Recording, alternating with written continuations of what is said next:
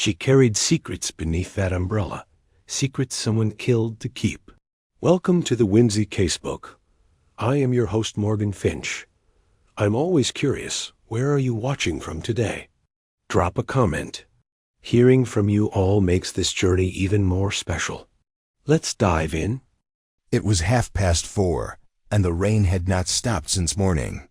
A slow, steady drizzle, like the kind that turns a coat's shoulders sour and makes cigarette smoke hang in the corners of cafes. Maigret stood by the window of his office at the Quai des Orfèvres, watching the Seine inch by with that flat, metallic sheen it took on in early spring, neither winter nor truly spring, just gray. He had taken off his overcoat, but left on his scarf, the ends hanging like weary pennants over his worn jacket. His pipe sat, unlit, on the corner of his desk. He had filled it once, packed it carefully, then forgotten it. The radiator ticked now and then, like an old woman muttering in her sleep. He had no particular case that day, at least, not one that demanded his attention. There were papers, certainly. Reports to sign. A minor burglary in the 14th arrondissement. A stabbing in a Montmartre tavern, already assigned to young inspectors, who would chase down their interviews, take statements, write their neat summaries. None of it felt like it needed him. Maigret did not chase cases. The cases, he had always said, came to him when they were ready. He turned slightly at the sound of footsteps in the corridor, not hurried, not urgent. He recognized the rhythm. The uneven gait of old Inspector Louis, carrying messages like a man carrying dishes. Sure enough, the door creaked open a crack, and the old man's nose appeared before the rest of him. "Telephone for you, Chief." "Who?" "Didn't say." "Just asked for you. Said it wasn't official." "From the Place d'Italie." Maigret nodded, eased his bulk into the leather chair, and reached for the receiver. The cord coiled like a snake across the desk. "Maigret." There was a pause, the kind that tells you the caller isn't sure they should have called. "Chief." "Inspector, I'm sorry. This is probably nothing. My name is Angel Laurent. I work at the Hotel du Vieux Pont near the Gobelins." Maigret said nothing. Silence worked better than reassurance. "I'm not calling to report a crime." "Not exactly. It's just, there's a woman. A guest. She's been staying here for a few days. Alone, very quiet. Nothing strange, exactly. Only," another pause, "she never eats. She only goes out once a day, at exactly 5, with this green umbrella, even when it doesn't rain. She walks down Rue Croulebarbe and comes back an hour later. That's all. Today she dropped a glove in the lobby. I picked it up, and I don't know why I looked inside. It was still warm. There was blood." Maigret watched the rain slice across the window panes. Blood? Just a smear. A fingerprint, maybe. On the silk lining. "Did you ask her about it?" "No, there's something about her, the way she looks at you. Like she sees something you don't. Have you told anyone else?" "No, I thought maybe I'd imagined it. But something doesn't. Sit right." Maigret reached for the matchbox on his desk, then decided against it. He rubbed his forehead slowly. "I'll come tomorrow," he said. "Just to talk." "Thank you." She hung up before he could say more. Maigret didn't move for a moment. He looked at the clock, nearly 5. A small familiar ache settled in his back. The kind of ache that told him something was beginning. He stood, reached for his overcoat, and finally lit his pipe. The first puff filled the office with its quiet smoke. He walked out slowly, past the secretaries who were beginning to pack up, past the bulletin board with last week's notices curling at the edges. As he reached the stairs, he heard the rain deepen, a heavier rhythm against the windows. Somewhere in the distance, a church bell rang the hour. In a quiet hotel near the Place d'Italie, a woman with a green umbrella was stepping into the street. Maigret had not yet seen her, but already she had entered his thoughts quietly, like a shadow slipping under a door. Tomorrow he would go, and something told him he wasn't going to forget her. The next morning was clearer, though the sky remained the pale, listless gray of dishwater. A thin sun pushed its way through the clouds, not bright enough to cast shadows, only enough to dry the rain from the rooftops and leave the air smelling of damp stone and chimney soot. Maigret stepped out of the metro at Place d'Italie, his coat buttoned, but his hat in hand, cradled absently against his chest. He walked slowly, almost aimlessly, down Rue Babillet, then Rue Abel Havelac, letting the feel of the neighborhood settle around him. It was a quiet quarter, not fashionable, not poor. One of those Paris neighborhoods that resisted change, that held on to the smell of old bakeries and laundries, where the cafes served the same tartines they had 30 years ago, and the grocers still sold eggs by the dozen, wrapped in newspaper. Women pushed prams with squeaky wheels. A man with a clipboard rang doorbells, glancing up at windows with a weary expression. Everything moved with the subdued rhythm of a weekday morning, neither hurried nor slow. The Hotel du Vieux Pont stood just off the Rue Croulebarbe, in a sliver of a street called Passage de la Reine Blanche. It was not so much a hotel as a converted townhouse of 3 narrow floors of faded stone with ivy that clung stubbornly to the side walls. There was no awning, just a wooden sign painted in flaking gold script. A cat dozed on the window ledge of the first floor, tail flicking slightly. Maigret pushed open the glass-pane door and stepped into a small, dim lobby. It smelled of waxed wood and coal smoke. There was a worn rug underfoot, an umbrella stand in the corner, and behind a narrow desk, a woman of about 40 with tired eyes and a severe bun peered over a ledger. "Madame Laurent?" Maigret asked softly. She looked up at once, her face tense with recognition. "Yes, you're Maigret?" He nodded and offered a small, polite smile. "I didn't know if you would actually come. It's probably nothing, as I said. I've been here too long, perhaps. I see things that aren't there." "That's often how things begin," Maigret replied, removing his hat and setting it gently on the desk.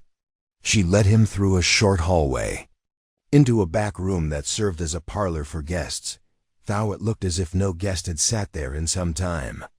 2 armchairs with doilies, a small radio, and a side table with old magazines. She offered coffee, and he accepted. The silence as she moved about in the adjoining kitchenette was comfortable. When she returned, setting down a steaming cup with trembling hands, Maigret said nothing at first. He simply looked around the room, noting the closed door at the far end that must have led to the stairs. He held the cup without drinking. "Tell me again," he said, finally, "about the woman." Madame Laurent sat opposite him, smoothing her skirt. "She arrived 4 days ago, no reservation. Said her name was Madame Royer. I didn't ask for identification. We don't usually. People come and go. She paid for the week in advance cash. Always polite, but there's something tight about her. Do you know what I mean? Not nervous, not agitated, just compressed, like someone keeping something pressed inside." Maigret nodded. He knew the type. "And the umbrella?" he prompted. She glanced toward the window. "Green, large, one of those old-fashioned kinds with a wooden handle. She carries it no matter the weather. At exactly 5 each day, she leaves. With it, never speaks to anyone, walks toward the river. Comes back before 6, always alone. Her shoes are clean. Her coat never seems wet, though it rained hard yesterday. That's what caught my attention first. And the glove?" Madame Laurent stood and went to a drawer beneath the counter in the hall. She returned with a small crumpled leather glove, beige with a silk lining. She offered it without a word. Maigret took it gently, turned it in his hands. A faint smear of something dark, perhaps red once, though now almost brown, clung to the inside lining near the seam of the thumb. Dried, delicate, it could have been ink. It could have been blood. But it had been there long enough to fade. "Have you entered her room since she arrived?" "Only once. On the second morning. She left her key. I changed the towels." She hadn't used the bed. Just sat on the edge of it, I think. The cover was barely disturbed. Maigret said nothing. He folded the glove carefully and slipped it into his coat pocket. Could I see the room? She hesitated only a moment, then nodded. They climbed the narrow staircase, the wooden steps creaking under Maigret's weight. The hallway above was dim, lit by a single bulb. She gestured toward a door at the far end. Madame Royer's room was spare, like all the others. A single bed with a wool blanket, a dresser with a chipped mirror, and a small window that overlooked the alley behind the building. There was a suitcase at the foot of the bedclothes, worn at the corners. A coat hung on the hook by the door. The green umbrella leaned against the wall. Maigret didn't touch anything. He walked slowly to the window, looked out at the back courtyard. An old bicycle was chained to a rusted pipe. A laundry line hung with shirts that had not moved in the still air. She's not here now?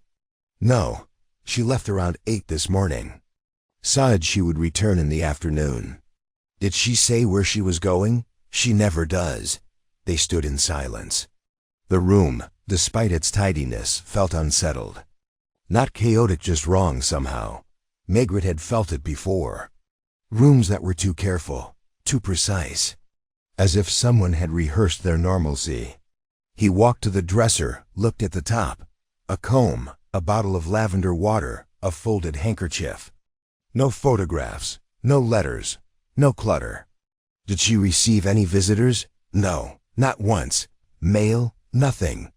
Maigret turned back to the umbrella. The fabric was still damp at the tip, though it hadn't rained since last night. He didn't ask about it, not yet. Have the police been called here before? Any incidents? Not in years. We don't attract that kind of guest, he believed her. She was the kind of woman who noticed everything, who polished the brass numbers. On the doors herself, who folded sheets with the precision of regret. But beneath her composure, there was something else in anxiety she hadn't named. Would it trouble you, Maigret asked, if I sat in the lobby for an hour this afternoon, just to observe? Not at all, she almost seemed relieved. As he left the room, he took a final look not at the suitcase or the bed, but at the umbrella. A single drop clung to its handle. Back on the street, Maigret walked slowly toward the river, puffing silently on his pipe. He had no suspects, no crime, no report. Just a quiet room, a glove with a mark, and a woman who walked the same route. Every day with a green umbrella, it was almost enough. By evening, he would be sitting in the lobby, just as he had said, his coat folded on his lap, his eyes watching the door. And he would wait. Maigret returned to the Hotel du Vieux-Pont, just before 5:15. He came on foot this time, walking the length of Rue Croulebarbe in his heavy coat, the collar turned up against a chill that had settled into the afternoon despite the brief morning sun. He carried a newspaper under one arm, though he didn't intend to read it. It was a habit more than anything else, a prop that allowed for stillness, a way to sit unnoticed while observing everything. Inside the lobby, Madame Laurent gave a short nod, her lips tight. She had replaced the doily on the armchair and added a fresh log to the stove tucked in the corner. It radiated a low, comforting heat that smelled faintly of burning dust. She had not spoken to Maigret since the morning visit, nor did she speak now. She simply gestured with a flick of her hand toward the chair near the door, and then busied herself behind the desk. Maigret settled in. The newspaper remained folded in his lap. Outside, the street was beginning to glow with the soft amber promise of evening. Lamps flickered to life behind curtains. A man passed by with a baguette under his arm. A dog barked from one of the upper windows, and the minutes ticked by. At precisely 5 o'clock, she appeared. Maigret knew it was her the moment the door opened. He hadn't known what to expect, only the vague shape of a figure described by someone else. But the moment she stepped into the lobby, he understood why Madame Laurent had been unsettled. She was neither young nor old. Her face was pale, drawn, the skin too tight along the cheeks, as though something inside her had been clenched for too long. She wore a dark green coat, simple but elegant, and her gloves were the same shade of beige as the one still in Maigret's pocket. In her right hand, she carried the umbrella green fabric, polished wood handle. She nodded at Madame Laurent, but did not glance at Maigret. Her eyes, when she turned to open the door again, were focused far away. There was no hesitation in her movements, only quiet purpose. She stepped out into the street and disappeared around the corner. Maigret rose slowly. He waited a moment just long enough not to seem deliberate and followed. He did not rush. He walked at the unhurried pace of a man who knew his quarry would not be running. He turned onto Rue Cruel Barbe, keeping to the opposite side. She was already halfway down the block, her umbrella opened even though there was no rain. It hovered above her like a green shadow. She walked without looking behind her, her steps firm but measured. At the next intersection, she paused briefly just enough to check the streetcar schedule posted at the corner, though none was due. Then she crossed and continued down Rue Corvisart. The area grew quieter as she walked. Small shops gave way to apartment buildings and schools long since closed for the day. The occasional car passed, its tires hissing along the damp street. Maigret followed at a distance, not hiding, but not announcing himself either. She turned under Rue des Tanneries. He recognized the path now. It led toward the river, just as Madame Laurent had said, but it was not a direct walk. There were detours, little deviations in the route pauses that did not serve any clear purpose. At one point she stopped before a closed storefront. The shutters were drawn. She stared at the blank surface for a few moments, then moved on.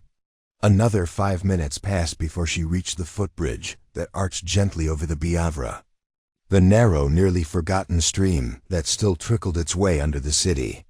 The water was low, the banks overgrown. She stood at the railing, her umbrella lowered to her side, and stared into the water. Maigret kept to the opposite end of the bridge.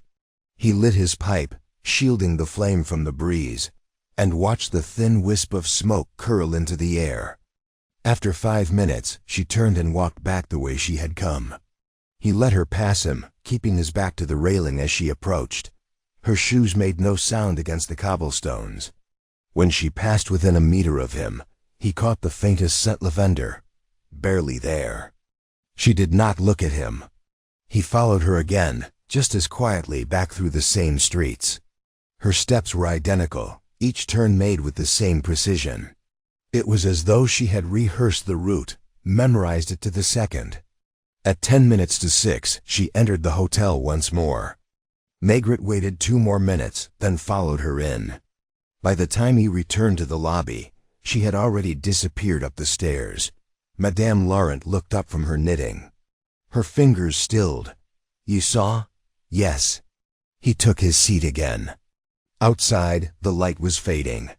The street lamp just beyond the window flickered once, then glowed steadily. She went to the river, as you said, paused on the bridge, looked down. Didn't speak to anyone, didn't buy anything. Walked as if she had nowhere else to go. Madame Laurent nodded. She does the same every day. Never more than an hour, never less. Maigret leaned back, stretching his legs. He felt the warmth of the stove against his shins. The room was quiet except for the gentle hum of the building, settling in the occasional shuffle of footsteps overhead. He thought of the glove again, of the umbrella, of the silence in the room upstairs. Does she ever write letters? No, not that I've seen. Does she use the telephone? Once, on the first day, local number, short call. I only heard a name, Jean. That was all. Maigret let the name settle in his mind. Jean, a simple, ordinary name, perhaps meaningless. Perhaps not. He stood. I'll return tomorrow, same time. Madame Laurent rose as well, smoothing her apron. She looked more tired than before. You think she's done something, Inspector? He paused at the door. The air outside had turned sharp. The promise of frost. I don't know yet, he said. But she's not walking for the exercise. With that, he stepped into the evening, the sounds of the city shifting softly around him. Somewhere nearby, a child called out from an open window. A bottle clinked against stone. The woman with the green umbrella had returned to her room.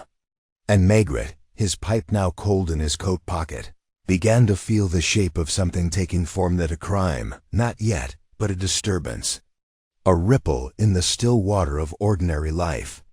Tomorrow he would come again, and wait. The following day, the clouds returned. Low and sluggish, they hung like damp linen over the rooftops, and the light that filtered through them had a bleached, tired quality. The rain held off, but the promise of it remained in the wind, which pressed against Maigret's coat as he crossed the Place d'Italie once more. He arrived at the hotel earlier this time, shortly before 4. A nod from Madame Laurent, quieter than before, confirmed that the woman was in her room. Maigret did not ask for coffee today. Instead, he chose the same chair by the stove, which had already been lit.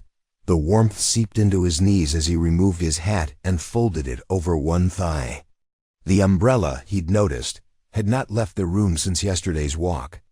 It still leaned in its accustomed place by the door upstairs, according to Madame Laurent, who now took to glancing at it as though it might move on its own. There was something theatrical in how it remained there, green, curved, with its polished handle like a closed hand. Maigret glanced toward the stairs, then back at the lobby. A middle-aged man entered, asked for directions to the metro, and left, without registering that the bulky man in the chair was the famous chief inspector of the police judiciaire. Maigret liked it that way. He rarely introduced himself unless he had to. People revealed more when they didn't think they were being studied. At 5 he rose and made his way slowly upstairs. The corridor was dim, the air stale, with the scent of dust and linoleum. He paused at the far door Madame Royer's and listened. Nothing. No voices, no rustle of fabric or steps across the floor. He knocked gently once. A pause. Then the door opened not fully, but just enough for her face to appear in the gap. Pale, composed, the eyes steady but without warmth. Her gaze flicked over him with a kind of calm disinterest. "Yes? I hope I'm not disturbing you," Maigret said softly. She said nothing, but her brow moved slightly, a faint furrow. "I'm not here in any official capacity," he continued. "My name is Maigret. I stay nearby, and Madame Laurent mentioned you in passing. I've seen you walking." Still no answer. She did not open the door any wider. "You keep to a particular routine," Maigret said. "Always at 5. Always the same streets." A longer pause. Then, in a voice that held no accent, no hesitation, she said, "You've been following me." "Only yesterday. I was curious." She considered that. Her gaze didn't waver. "I'm not doing anything wrong." "No," Maigret said. "I didn't say you were."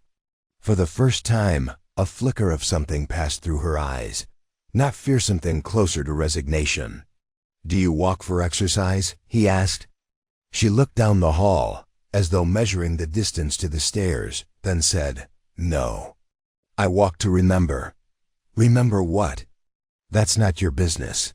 She started to close the door, but Maigret gently raised a hand. "Does the name Jean mean anything to you?" A reaction this time, subtle but undeniable. The eyes narrowed.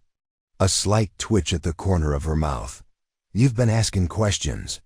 "A few." She hesitated. Then, with a movement that seemed both mechanical and weary, she opened the door a little wider. "You'd better come in." Maigret stepped inside.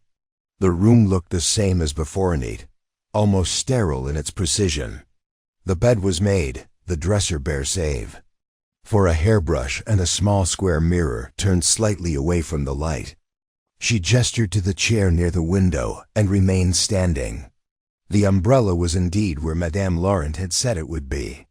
It rested against the wall near the coat hook, perfectly still, as though part of the furniture. "I suppose. You think I've killed someone," she said. Maigret lit his pipe, not answering immediately. He let the smoke settle before speaking. "I don't think anything yet." She crossed her arms, then uncrossed them. Her hands looked tired veins. Visible, the skin on the knuckles slightly dry. "Jean was my sister," she said abruptly. Maigret waited. "She died last year. March. Cancer. I was her only family. She lived near the Rue Geoffroy Saint-Hilaire, not far from here.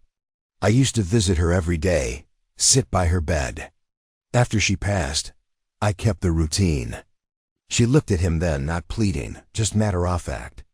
"The streets we walked together, the same time, same path. I thought if I kept it up, the grief might settle." Maigret didn't interrupt. He had heard confessions like this before, not of crimes necessarily, but of loneliness. Of habits formed in the shadow of loss. "She always carried that umbrella," the woman added, softer now. "Even on sunny days. It was her way." He studied her for a long moment. "And the glove?" She looked puzzled. "I found one in the lobby. It had blood inside." She blinked. "I must have pricked my hand. I didn't notice. I've been distracted." He reached into his coat pocket and produced it. She took it slowly, examined the lining. "Here," he pointed. A beat passed. Then she nodded. "Yes, I had a nosebleed a few nights ago. It must have caught there. You didn't dispose of it?" "I meant to. I thought I had." He said nothing more, only watched her as she folded the glove and placed it on the dresser. There was something too perfect about her explanations. Not rehearsed exactly, but smooth. Finished, and yet not false, not entirely. "Where do you go after the bridge?" Maigret asked. "Nowhere. I just turn back." "You don't stop in any shop?" "No." "No one meets you?" "No." He rose, slow and heavy, brushing ash from his coat. "I'll walk with you today," he said. She looked up. "Why?" "To remember," he said. "For Jean." A long silence. Then, to his surprise, she gave the smallest of nods. They walked together 10 minutes later. The umbrella open above her, though the sky held its rain in check. Maigret walked beside her, just slightly behind. They said nothing as they passed the shuttered shops, the cafe with its tables stacked indoors, the dog watching from the window. At the footbridge, she paused as before, staring into the water. Maigret followed her gaze. There was nothing there, only the slow movement of the stream, brown leaves clinging to the edges. "She used to say," the woman murmured, "that if you watch long enough, you'll see what you need." Maigret didn't ask what that was. They turned back, the green umbrella swaying slightly in the wind. Back in the hotel lobby, Madame Laurent looked up, surprised. Maigret simply nodded to her, then turned to the woman. "May I ask your real name?" A pause. Then she said, "Claire Varnier." He nodded, made no note of it. "I'll return tomorrow," he said. And with that, he stepped once more into the early dusk of the Paris streets, the riddle no closer to solved but deeper now, more human. Not one of violence, not yet, but not of peace either. The next morning was gray again, but quieter than the day before. The kind of morning that drifted into being rather than arriving, with no urgent sounds in the streets, no sudden horns or barking dogs, just a low hum of the city breathing through its windows and courtyards. The air was still, the kind of stillness that muffled the clink of coffee cups and made the shuffle of shoes on wet pavement seem unusually loud. Maigret sat at his desk in the Quai des Orfèvres, though his thoughts remained across the river. Not far from the Place d'Italie, where Claire Varnier, if that was truly her name, was likely now preparing for another silent walk. He hadn't told her not to leave the hotel. He hadn't tried to stop her movements. That wasn't his way. You learned more by letting things continue than by interrupting them. He stared at the cold pipe on his desk for a while before lighting it, then rose and stepped over to the file cabinet. He wasn't looking for anything in particular, but instinct made him slide open the drawer, marked unsolved, closed without arrest. He ran his fingers along the labels. Then a knock broke the quiet. Lognan entered gloomy as ever, his overcoat damp at the shoulders and a newspaper tucked beneath his arm, already wilting from the weather. "You're in early," Maigret said without looking up. "Couldn't sleep," Lognan muttered. "The boiler's out in my building again. Cold as a tomb." He dropped the newspaper on the edge of the desk and sat heavily in the armchair opposite Maigret. Maigret raised an eyebrow. "So you've come to share your misery?" "That, and something else." Lognan rubbed his hands together, looked around the room, then leaned in slightly. "You didn't hear it from me," he said, "but there's a file being pulled upstairs. A quiet one. Someone in Vice found a name they didn't expect." Maigret leaned back. "What kind of name?" "Varnier. Claire Varnier." He said it casually, but Maigret caught the flicker of curiosity beneath the tone. His pipe had gone out. He didn't bother to relight it. "Go on," he said. "She wasn't charged with anything. Nothing criminal. But about 8 months ago, she was questioned over a matter involving a man who turned up dead near Montsouris. Suicide, officially. Henry Damery. Real estate. Lived alone, 37, no family to speak of. What was her connection? She claimed she hardly knew him. Said she met him once at a funeral, mutual acquaintance.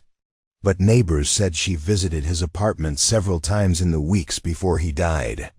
Never stayed long, never stayed the night, but regular." Maigret nodded slowly. "And the death?" "Open and shut.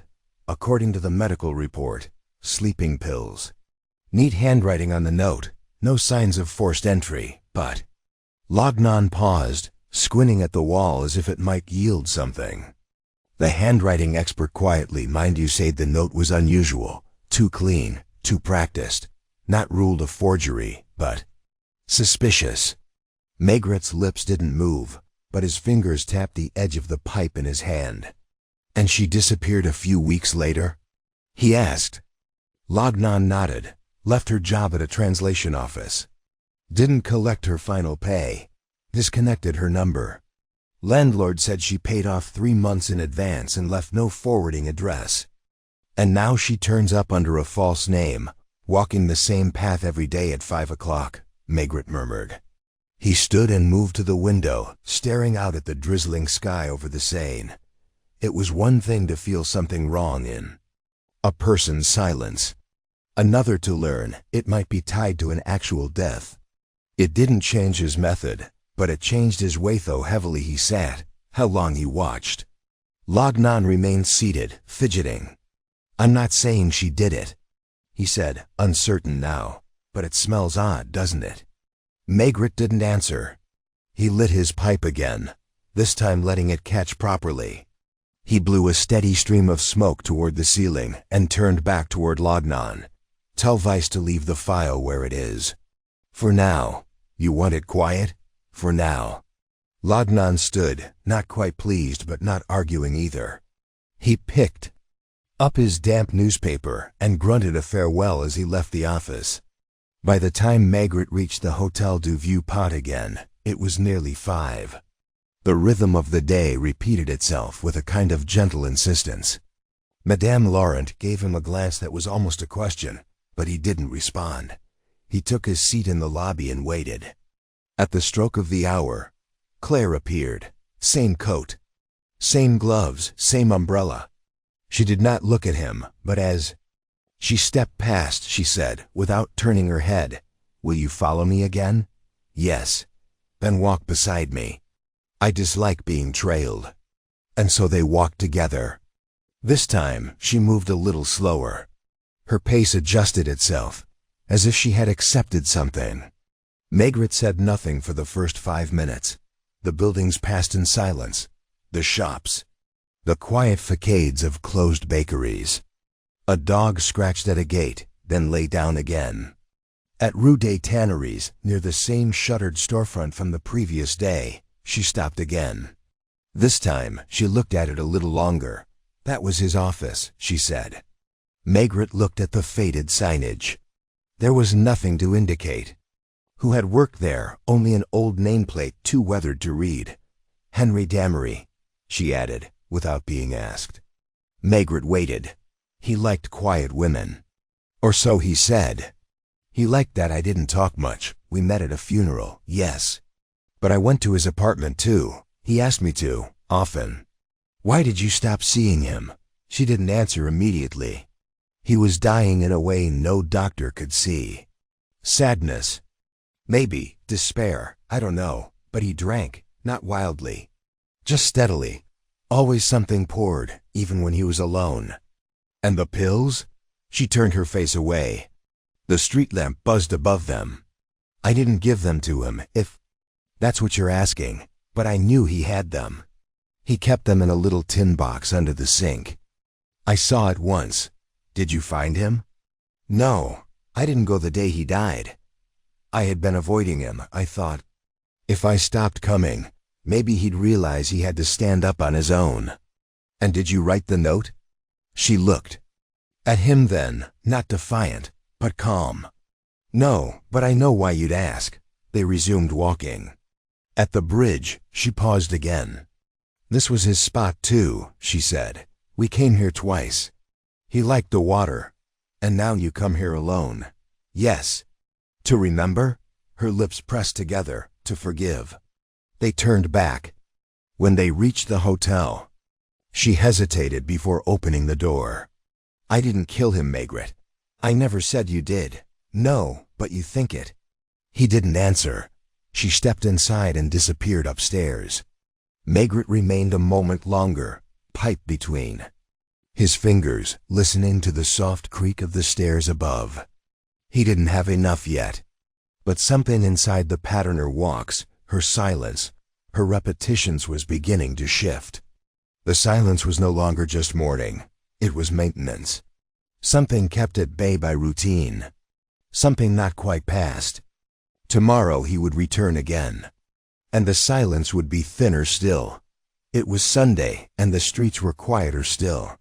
The kind of quiet that didn't come from absence, but from pause. Families lingered over late breakfasts. Shopkeepers rested, their elbows on counters, staring out at a sky that couldn't decide whether to brighten or rain. In Maigret's apartment on Boulevard Richard Lenoir, the windows were cracked just enough to let in the scent of the street, a mingling of whetstone, baking bread, and something faintly floral from the florist's cart parked under the plane trees. Madame Maigret was reading, or at least holding a book, though she hadn't turned a page in some time. She glanced now and then at her husband, who sat across from her in his usual armchair, the newspaper folded and unfolded more times than he'd read it. His pipe was unlit, resting in the small ceramic bowl she kept on the table beside his chair, along with matches and ash.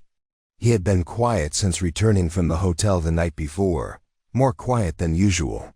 Not brooding, just internal, turning something over. You've had the same expression all morning, she said at last, not unkindly. Maigret looked up. Have I? She nodded, closing the book. The kind you have when you're not sure whether something is sad or dangerous. He chuckled, low in his throat. That's most things, isn't it? She didn't press. That was her way. After all their years together, she knew when he was ready to speak, and when he was still letting the case do the speaking for him. There's a woman, he said finally, at a small hotel in the 13th. She walks the same path every day, same time, same umbrella. Madame Maigret tilted her head. Even in dry weather? Yes, green, very particular. She smiled faintly. I knew a woman like that once. Madame Pinot, the butcher's wife in Choisy, wore galoshes year-round. Said you never knew when misfortune would fall from the sky. Maigret smiled, then grew quiet again. She says she walks to remember, he continued. A sister who died, but there's more to it. There usually is. She was involved, however slightly, with a man who died last year. Suicide, officially. No charges, no scandal. But her name came up again in a report. She disappeared. Now she's reappeared under a different name. Same neighborhood, same habits. Madame Maigret didn't answer right away. She stood and crossed to the window, brushing aside the curtain with 2 fingers. The boulevard was drowsy. A boy in a red cap ran past with a baguette under his arm. "She's trying to hold something still," she said, after a moment. Maigret looked up. "What do you mean?" "People repeat themselves when they're afraid of moving forward. They dress the same, walk the same streets, eat the same meals. It's not just memory, it's protection. As long as the day looks the same, they think nothing can catch them." Maigret watched her. There were moments, small, sudden ones when her quietness revealed more than any statement from his colleagues. She moved back to her chair and sat, folding her hands in her lap. "What's she afraid of?" he asked aloud, though more to himself than to her. "Isn't that what you're trying to find out?" she replied gently. He nodded, then stood, stretching the stiffness from his shoulders. The clock struck a soft bell from the hallway. "Still time before 5. I'm going back." "Madame." Maigret didn't ask whether it was necessary. She merely smoothed the front of his coat as he pulled it on and handed him his scarf. "Tell her," she said as he reached the door, "that someone is bound to notice when a life looks too perfect." Outside, the streets had begun to stir again. Church bells chimed from St. Médard, and the early afternoon sun managed to press weak light through the clouds. Maigret walked at a steady pace, not hurried, not slow, his hands in his pockets and his mind circling this simple but telling observation his wife had made. By the time he reached the Hotel du Vieux-Pont, it was 10 minutes to 5. The routine had not changed. Madame Laurent nodded without speaking, and Maigret took his usual seat in the lobby, warmed again by the low hum of the iron stove. He had barely settled in when the sound of footsteps descended from the stairs. Claire Varnier or Madame Royer, depending on which truth was convenient, wore the same green coat, the same gloves, the same calm expression. She did not acknowledge him, but as she passed the desk, she turned slightly. "I'm going to the bridge," she said. Maigret stood and joined her without a word. They walked together in silence. It had become familiar now, this strange daily procession through the streets of her memory, but Maigret noticed something new. Her pace had changed, slower, heavier. She looked not at the buildings but at the ground ahead, as if measuring each step against something internal. At the bridge, she stopped again. The water below moved sluggishly, brown with the residue of recent rain. A pair of pigeons flapped off from the stone rail as they approached. Henry Damery's death, Maigret sighed without preamble. Was it really suicide? She did not look at him. Only said, "What does it matter now?" "It matters if it's what you're walking away from." She was quiet for a long time. He was tired, she said finally. Of the work, of the city, of being alone, but also of pretending. He had debts, not just money, people. Maigret didn't interrupt. She was speaking differently now, less guarded, less rehearsed. "He told me once that everyone carried a kind of weight," she continued, "a sadness. But his felt hollow, as if something had already been scooped out. Did you love him?" "I pitied him." She turned to face Maigret, the river. Behind her. "I didn't write the note. I didn't feed him pills. I didn't touch anything. But I left. When I knew he needed someone most, I left." Maigret watched her for a long moment. "That isn't guilt of a crime," he said. "That's guilt of a choice." "I know. And the name change?" She looked away. "It was easier not to be recognized, not to explain. People want clean explanations. And the hotel? I wanted to be close. But not too close. I didn't want anyone to say, 'That's the woman who used to visit him.'" They stood in silence again. The river moved beneath them, slow and indifferent. "Yesterday," Maigret said, "you said you walked to forgive. Whom?" She hesitated. Myself, he nodded. Forgiveness doesn't need routine. No, but it needs time. They turned back. As they walked, Maigret said nothing. More, her answers were not confessions in the legal sense. But they had weight. And within them, the shape of the truth was slowly forming, not the kind that would appear in a report or be filed in a court, but the kind that defined human lives. Quietly, permanently, when they reached the hotel, she paused. Will you come tomorrow? I might, Maigret said. If you're still walking. She gave a small, almost imperceptible nod. And then she disappeared inside, the green umbrella folded against her side. Maigret remained in the doorway. A moment longer, pipe cold in his pocket. He didn't strike a match, he didn't move. From somewhere behind a shuttered window, a piano played a slow, halting tune. The silence was thinning. Tomorrow it might break. Maigret did not return. To the hotel the following day at 5, not at all. Instead, he took the morning metro south to the neighborhood around Parc Monceris. It was a part of Paris he knew well enough, though he seldom came here on duty. The air was clean, faintly floral from the park's damp hedges, and the streets were lined with houses set back from the pavementedest, discreet places, not built to impress, but to contain lives quietly. He had asked Janvier to locate the address of Henry Damry's former residence. It had taken only a few phone calls. The building still stood on Rue Rail, a 4-story block of stone and brick, neither elegant nor shabby. Just another place, where people went home to be alone. Maigret stepped through the iron gate and rang the concierge's bell. A short woman answered, buttoning a cardigan as she opened the glass door. I'm looking into something old, Maigret said, handing her his card. Henry Damry. He lived here last year. The woman studied the card, her eyes narrowing slightly. I remember him, she said. Quiet, polite, lived on the 3rd floor. Studio flat, always paid on time. But not the sort of man who left much behind. Did he have many visitors? She shrugged.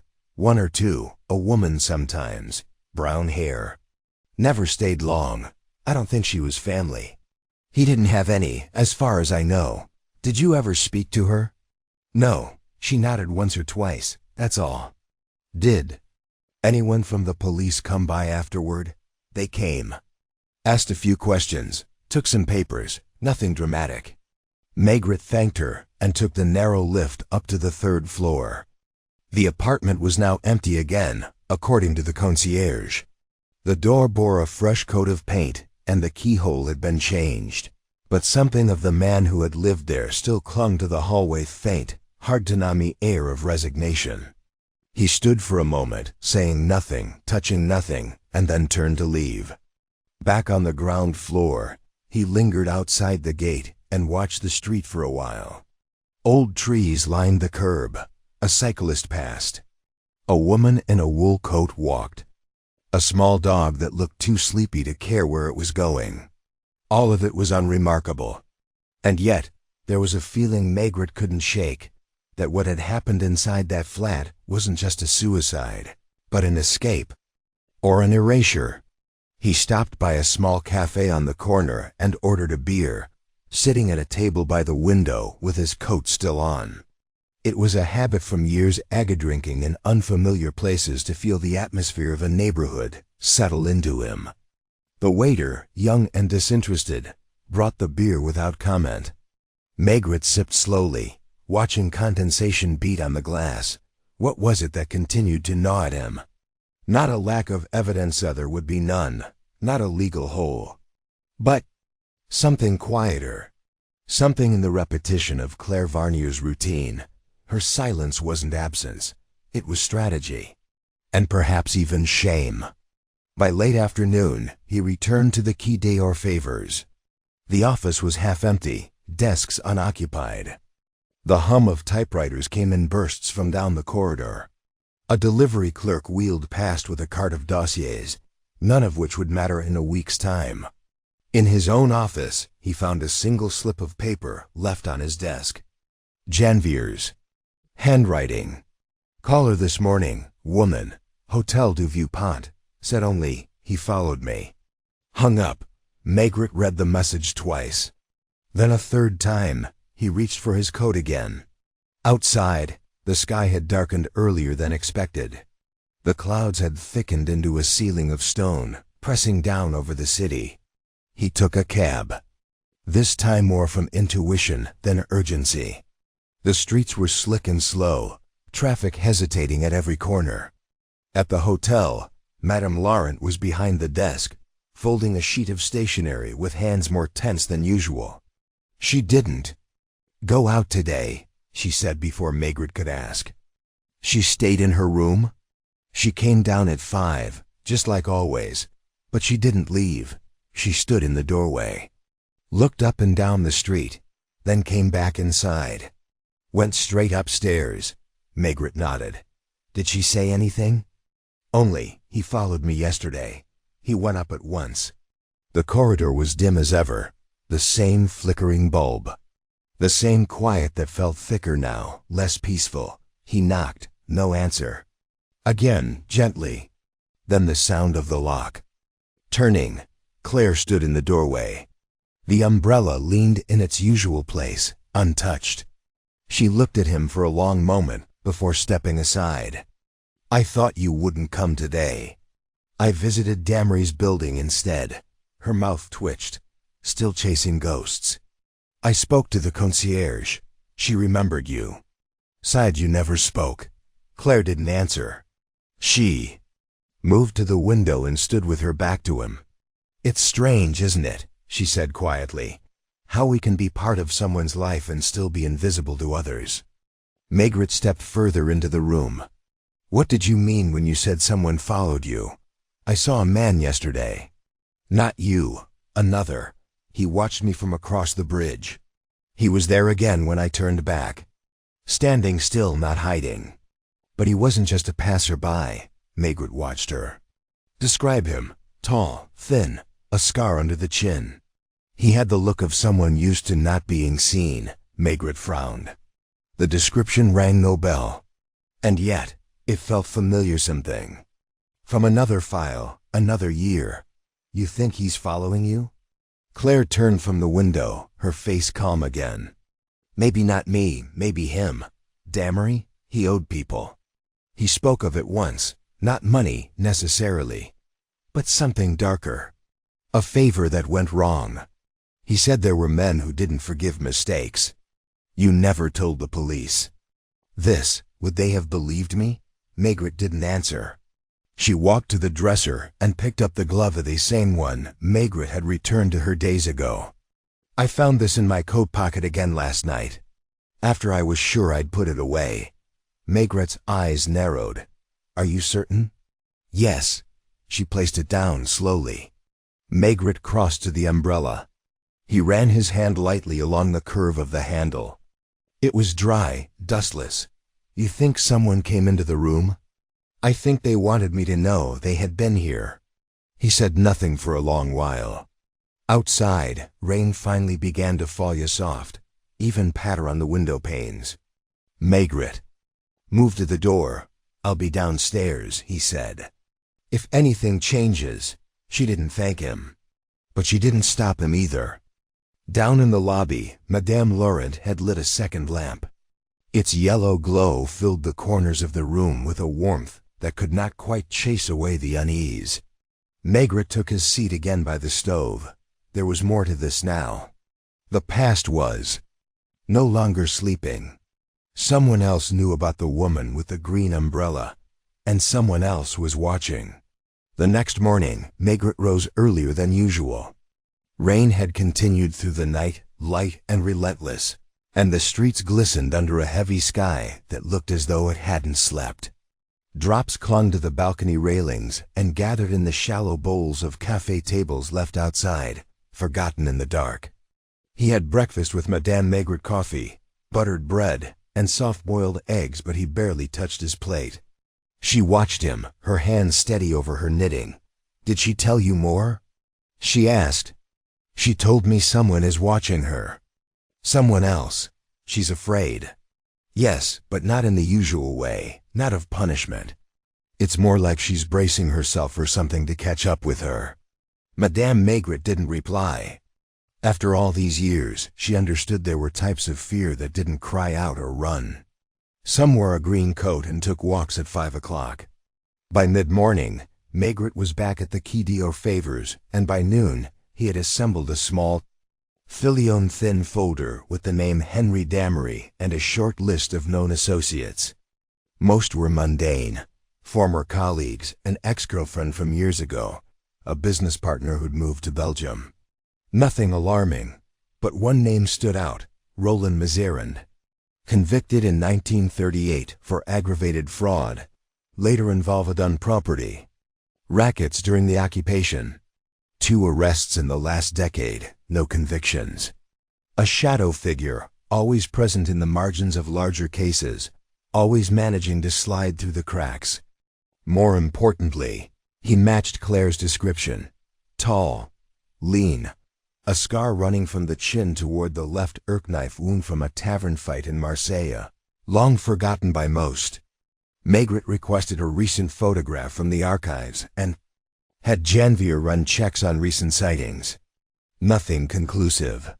But then, men like Maigret didn't leave trails unless they wanted to. Just after 3, Maigret returned to the Hotel du Vieux-Pont. This time, he didn't go inside right away. He remained across the street, under the overhang of a closed bookstore. The rain had lightened to a drizzle, and the umbrellas were out. Again some functional, others merely symbolic. He lit his pipe and waited. At 5 minutes to 5, the hotel door opened. Claire stepped out. Same coat, same green umbrella. But today, her posture was different. Not hesitant, not fearful, just expectant, as if she were waiting for something to happen. She paused at the edge of the step and looked both ways. Then she turned left and began walking, slower than usual. Maigret followed from a distance, letting the crowd hide him. The street was quiet, only scattered pedestrians and a few delivery boys weaving through traffic. At Rue Croubarbe, Claire paused. She stood still beneath a flickering street lamp, her umbrella held above her, her head turning slightly, slowly. Then she continued. Near the corner of Rue Corvisart, Maigret saw him. The man was tall, just as described. A long gray coat, hat, pulled low, and that unmistakable scar faint, pale, but deep cutting diagonally under the chin. He leaned against a doorway, cigarette in hand, pretending to read a paper he clearly wasn't interested in. His eyes followed Claire. Maigret crossed the street slowly, approaching from the side, letting his presence become apparent only as he drew near. Roland Maigret, he said quietly, not quite a question. The man didn't startle.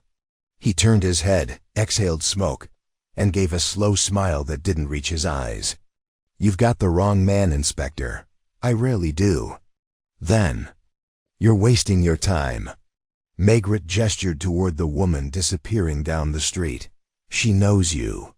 Or at least she remembers something. Maigret flicked his cigarette away, not looking where it landed. I don't follow women. I'm not the type. No, you're the type who waits for debts to mature. Maigret looked at him now, eyes narrow. That man's been dead. Nearly a year, he said. And he had nothing left when he went. Nothing I wanted, anyway. And yet here you are. I'm curious, that's all. Maigret didn't press further. He knew the type well. Men who floated just above water, always damp but never drowning. They had friends in low places, memories longer than their prison records, and a way of making threats sound like philosophy. If I see you near her again, Maigret said evenly, I'll find a reason to keep you. Maigret laughed. You've lost your bite, Maigret. Everyone says so. Maybe, Maigret said. But I still know how to close a door. He turned and walked away, not looking back. Claire had reached the bridge by now. She stood in her usual spot, watching the water. Her green umbrella was tilted slightly back, exposing her face to the drizzle. Maigret joined her. He was there. Again, she said without turning. I spoke to him. She nodded. Was he the one? The one who followed Henry? I don't know. But Henry feared him, spoke his name once. Said he was a reminder. Of what I never asked. Maigret said nothing. The water below was moving a little faster today. Rain always stirred it up. I used to think, she said softly, that guilt ends when you're forgiven, but it doesn't. It just becomes quieter. He looked at her. Did you love him? Not at first. But near the end, yes. Or maybe it was love's cousin. Compassion, need. And what did he owe Maigret? Something from the war, I think. Papers, property, silence. Henry never explained, but I knew it was bad. Not for me to know. Maigret drew on his pipe, though it had gone out again. Do you think he was murdered? Claire shook her head. No, Henry was tired, but Maigret didn't come to collect money.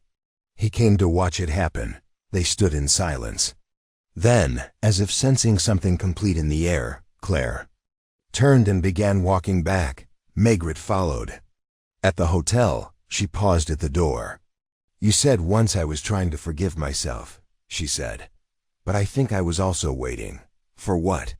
For someone to believe it wasn't. All mine. She stepped inside, and Maigret did not follow. He remained outside, under the soft drizzle, watching as the green umbrella disappeared once more into the quiet hush of the hotel lobby. Across the street, Maigret was gone. And Maigret, for the first time in the case, felt the weight begin to shift. A sadness had been named, but it had not been erased. There was still more to know, still more to see. Tomorrow, perhaps, but not tonight. The rain stopped overnight, but the streets remained slick, and the gutters whispered with leftover water, carrying away leaves and bits of the city no one noticed. The air was mild for March, the kind of weather that gave the illusion of spring, without delivering on its promise. People walked a little faster in the mornings, uncertain whether they needed a scarf or not. Maigret returned to the Quai d'Orfèvres before sunrise. The building was quiet. The janitor was mopping the entrance hall, and a clerk in the records room yawned as he filed envelopes with half-lidded eyes. In his office, Maigret lit a match and warmed his hands over the radiator before reaching for the file again. Henry Damery, Roland Maigret, and now, though her name remained unofficial, Claire Varnier. He had no intention of reopening a closed case. There would be no new autopsy, no exhumation. But he couldn't let go of the feeling that the woman with the green umbrella had not merely mourned. The man in Silence had carried something for him, and perhaps for herself. Just after 9, Janvier appeared in the doorway, chewing the corner of a dry croissant. There was a letter, he said, delivered by hand, no return address. He passed Maigret a plain white envelope, unmarked, unsealed. Inside was a single sheet of thick paper, neatly folded, the handwriting small and precise. Maigret read it once, then again. It said only, I never saw him take the pills. I never heard him decide.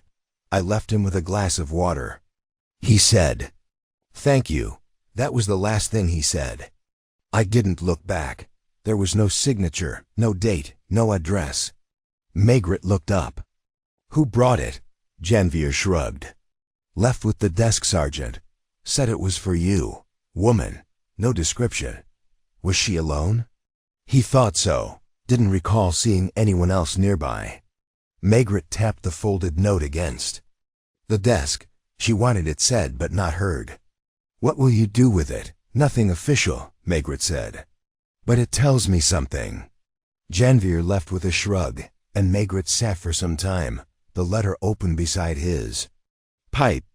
He could picture her writing it alone in her room, perhaps late at night, the green umbrella still dripping in the corner. A letter that wasn't an apology, wasn't a confession, but simply a statement of fact. A small truth, too small for a courtroom, but heavy enough for the conscience. By the afternoon, he was once again on Rue Rhubarbe. The sky had begun to clear, weak light trickling through the cloud cover. Maigret stood for some time on the corner opposite the hotel, but Claire didn't appear at 5. Not at 5. Past, not at 10. He stepped into the lobby. Madame Laurent was behind the desk, organizing the mail tray. "She's not in," the woman said before Maigret could ask. "Left around noon, small suitcase, said nothing. Paid through the end of the week. Did she say where she was going?" "No." "Did she take the umbrella?" "Madame." Laurent hesitated, then pointed to the corner. It was there, standing neatly against the wall. "She left it?" Maigret asked. "She wiped it clean, hung it to dry, then leaned it there like someone hanging up a coat for the last time." He approached it slowly, as if touching it might trigger something. It looked different now, ordinary. Just an umbrella. No longer a shield or a symbol or a question mark in a world of routine. He sat in his usual chair. For the first time in days, the lobby felt still again. Not peaceful, just still. Madame Laurent brought him a small cup of coffee without being asked. She was tired, she said. I could see it. Not from walking, but from carrying whatever it was she never spoke about. Maigret nodded. He didn't need to say he had seen it too. He remained there for almost an hour, watching the empty street beyond the window, the chairs outside the closed café, the pigeons hopping along the curb. Paris looked the same, but something in the quiet had changed. At 6:30 he rose and thanked Madame Laurent. Outside, the air smelled of old rain and new earth. Back at the Quai des Orfèvres, he left the envelope inside a drawer in his desk, not in a file. Just there, among his pens, his matchbox, and an old photograph of a fishing trip from long ago. He didn't mention it again. He didn't tell Lognan or Janvier. The next morning, a telegram arrived from a small village near Nevers. It bore Claire's real name, Claire Varnier, and a forwarding address, not a request. Just a line of information. The message was short. He is buried here. It's quiet. I will stay a while. Thank you, CV.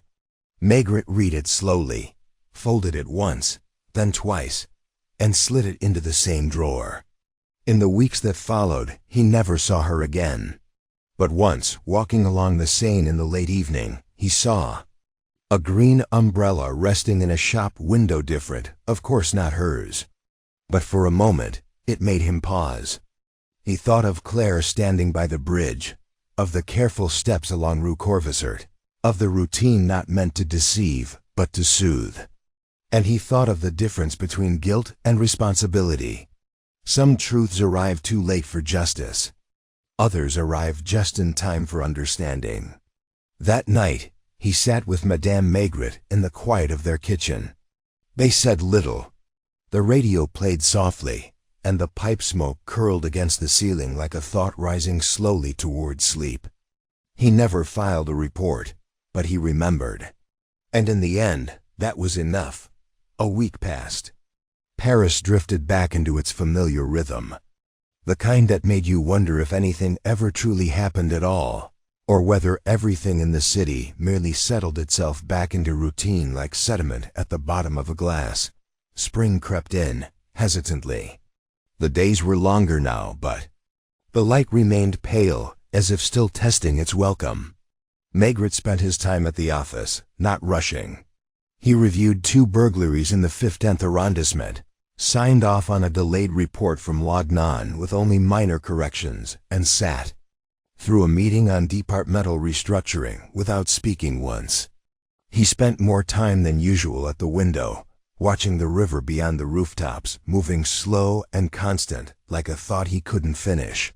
The green umbrella, of course, remained in his menthau, not in the way a case lingers, with loose ends or legal frustrations. There was no arrest to be made, no puzzle to complete. But something had been left with him, in silence, in the rhythm of footsteps on wet cobblestones, and in the way people live inside their own stories until someone bothers to watch, On Thursday, it rained again. Not a heavy storm. Not the kind that snarls traffic and soaks your socks. Just a quiet, misting rain that smoothed out the streets and made the cafes glow warmer through their windows. Maigret, coat collar turned up, wandered out after a late lunch. He didn't tell Janvier where he was going. He didn't need to. There was no official task, no file to justify. He walked slowly through the Latin Quarter, past the stone walls of shuttered bookshops and school buildings with echoes behind the doors. Past Rue Mange, where boys kicked a ball against the side of a bakery, their shouts made hollow by the drizzle. He continued until the noise of the city began to thin, replaced by the hush of the older streets near the Jardin des Plantes. The walk was familiar. He hadn't planned it consciously, but his steps led him there anyway. Rue Coulbarbe. The hotel looked the same, a bit darker perhaps. The windows dull behind the rain. No sign hung from the door, but he remembered it by feel. A modest building, 3 floors, ivy clinging stubbornly to the stone. The umbrella was gone from the corner of the lobby, of course, but the memory of it leaning gently against the wall remained, so vivid that for a moment he expected to see it. Inside, Madame Laurent sat behind the desk, the same ledger open in front of her. She looked up, unsurprised. "You're not here to ask anything, are you?" Maigret smiled faintly. "No." She left quietly. "That's all I can say. I think she'd already decided, long before you came." "I think so too." He took a seat near the stove as he had before. The warmth was faint, but it was enough. Outside, the rain pattered against the windows, not loud, but steady. "She left the umbrella with a note," Madame Laurent said. Suddenly, "I forgot to tell you." "A note?" "Yes, nothing long. It just said there are things we carry. Some we choose, some we don't. This one I'm leaving." "Did she ask you to give it to me?" "No, but I thought it was meant for you." Madame Laurent disappeared into the back room and returned with a folded slip of paper. Maigret took it, reading the simple line in a tight, deliberate hand. He didn't need to read it again. He slipped it into his coat pocket and said nothing. They sat together for a while, not speaking, just letting the quiet grow. Eventually, Madame Laurent looked up again. "You believe she loved him?" "Yes, in her own way. In the only way she could." "And the man, the one with the scar? He's disappeared again. He'll surface somewhere else as they do. You're not going to pursue him?" "No, there's no charge to make, and she doesn't need that anymore." Outside, a car passed slowly, its tires hissing on the wet stone. Then silence returned. Maigret rose. He reached into his coat and pulled out a small envelope unmarked, but sealed. He placed it gently on the desk. "If she ever writes," he said, "just forward this." Madame Laurent nodded. "Do you think she will?" "I don't know. But she might, when the walking ends."